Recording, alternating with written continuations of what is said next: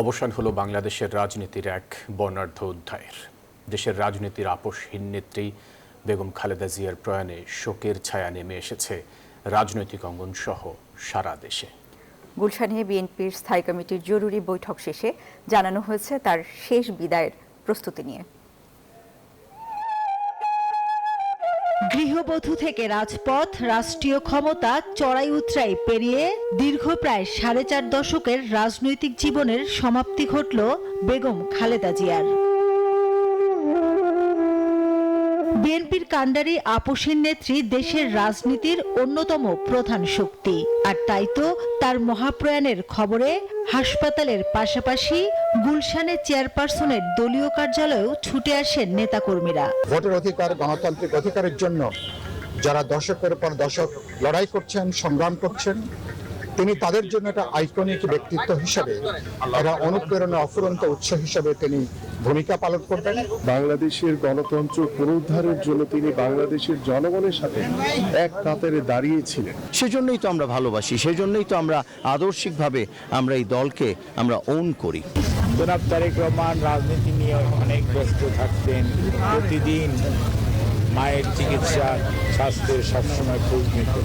আসেন দলের কেন্দ্রীয় কমিটির সদস্য ও জ্যেষ্ঠ নেতারাও।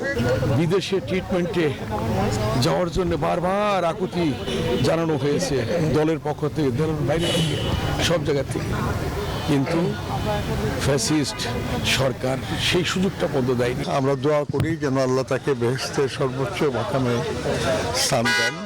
দলের জন্য তো হয়েছে, কিন্তু দেশের জন্য একটা প্রচন্ড শূন্যতা, এই শূন্যতা পূরণ হওয়ার নয়।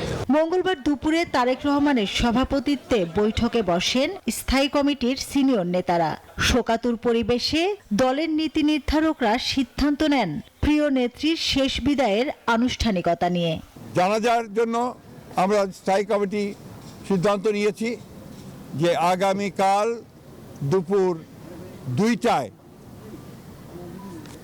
পার্লামেন্ট ভবনের দক্ষিণ প্লাজায় যে মাঠ এবং মানিক মিয়া অ্যাভিনিউ, এই পুরো অংশ জুড়ে আমাদের নেত্রীর জানাজা অনুষ্ঠিত হবে। সিদ্ধান্ত হয় বায়তুল মোকাররমের খতিব জানাজা পড়াবেন। বুধবার বাদ জোহর দুপুর 2টায় সংসদ ভবনের দক্ষিণ প্লাজা ও মানিক মিয়া এভিনিউয়ের পুরোটা জুড়ে অনুষ্ঠিত হবে জানাজা। পরে চন্ডিমা উদ্যানে স্বামী শহীদ রাষ্ট্রপতি জিয়াউর রহমানের কবরের পাশেই চিরনিদ্রায় শায়িত হবেন তিনি। স্বাধীনতার ঘোষক, বহুদলীয় গণতন্ত্রের প্রবর্তক, বাংলাদেশের আরেক কিংবদন্তির নেতা, যাকে রাখাল রাজা বলে এই দেশের মানুষ, তার মাজারে, তারই পাশে আমাদের মহান নেত্রীকে সমাধিস্থ করা হবে।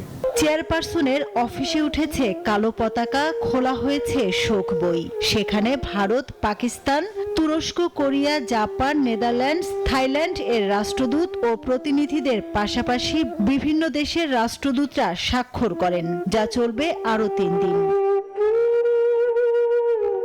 এক বর্ণাঢ্য রাজনৈতিক জীবনের অবসান ঘটিয়ে বেগম জিয়া চলে গেলেন ইতিহাসের পাতায়। তবে তার আদর্শ ও রাজনৈতিক দর্শন চিরকাল ছায়া দিয়ে যাবে অনুসারী ও নেতাকর্মীদের। মাসুদা লাবনী, নিউজ 24, ঢাকা।